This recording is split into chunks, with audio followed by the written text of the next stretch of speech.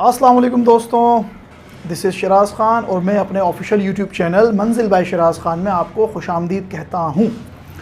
दोस्तों, पिछली वीडियो का ही तसलसल जारी रखेंगे।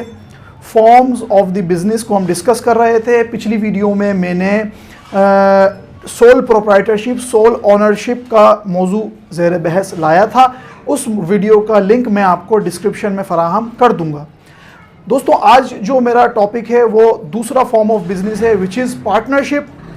और पार्टनरशिप को समझने से पहले अगर अब तक आप लोगों ने चैनल को सब्सक्राइब नहीं किया तो चैनल को सब्सक्राइब भी कीजिए, बेल आइकन पर भी क्लिक मारें ताकि मुस्तकबिल में आने वाली वीडियोस भी आपको बासानी मिल सकें और आप हमारे साथ जुड़े रहें। तो दोस्तों, अपने टॉपिक का आगाज़ करते हैं। पार्टनरशिप एक ऐसा कारोबार होता है जिसमें दो या 20 तक के लोग, यानी 2 से लेकर 20 तक के लोग जो आपस में बिजनेस की शराकतदारी करते हैं वो कहलाता है पार्टनरशिप का कारोबार। और आपस में प्रॉफिट एंड लॉस को शेयर करने पर एग्री हो जाते हैं, वो कहलाता है पार्टनरशिप। ये बात कहाँ लिखी हुई है दोस्तों? When 2 or more peoples are involved in ownership and control of a business known as partnership. This definition is defined in the Indian Partnership Act 1932.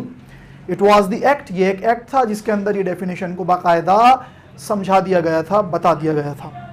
दोस्तों, अगर हम इस बिजनेस की कैरेक्टरिस्टिक्स की बात करें, agreement, there should be an legal agreement which is called partnership deed. जी हाँ दोस्तों, जो पार्टनर्स के दरमियान आपस में मुआहदा होता है उस मुआहदे को कहा जाता है पार्टनरशिप डीड। तो पार्टनरशिप के लिए ज़रूरी है कि पार्टनर्स के दरमियान कोई मुआहदा हो और इस मुआहदे को हम मुस्तकबिल में आने वाली वीडियोज़ में तफसील से पढ़ेंगे। 2 or more persons, obviously partnership हमेशा 2 या 2 से ज़्यादा लोगों के दरमियान होती है। कॉमन मैनेजमेंट, इसमें तमाम पार्टनर्स अपनी अपनी मैनेजमेंट का बिजनेस में हिस्सा डालते हैं। The management should be common.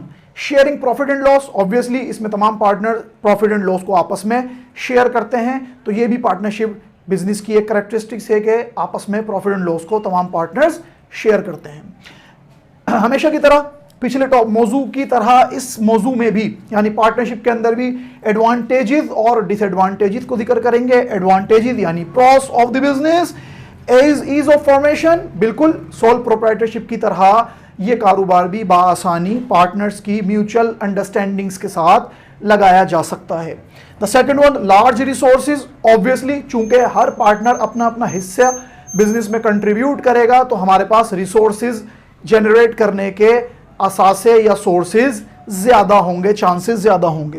Combined skills, the sharing of ideas. Obviously इसमें कोई एक ऑनर तो है नहीं, इसमें डिफरेंट ऑनर्स, डिफरेंट पार्टनर्स होंगे तो वो अपने आइडियाज को भी आपस में शेयरिंग करेंगे तो उनके स्किल्स भी आपस में शेयर होंगे। पब्लिक रिलेशंस, ऑब्वियसली पीआर, आपकी पार्टनरशिप की बिजनेस में तमाम पार्टनर्स की अपनी अपनी पर्सनल रिलेशंस होगी तो उससे भी आपके बिजनेस को तक़वियत मिलेगी और आपकी बिजनेस की गुडविल बहुत अच्छी होगी और आपके पार्टनर्स की गुडविल भी आपके बिजनेस पर असर करेगी। अगर डिसएडवांटेजेस की हम बात करें दोस्तों, ग्रेट रिस्क, बिल्कुल इसके अंदर रिस्क ज्यादा होगा क्योंकि तमाम पार्टनर्स अपनी अपनी इन्वेस्टमेंट्स करेंगे तो अगर लॉस हुआ तो भी तमाम पार्टनर्स आपस में वो लॉस शेयर करेंगे।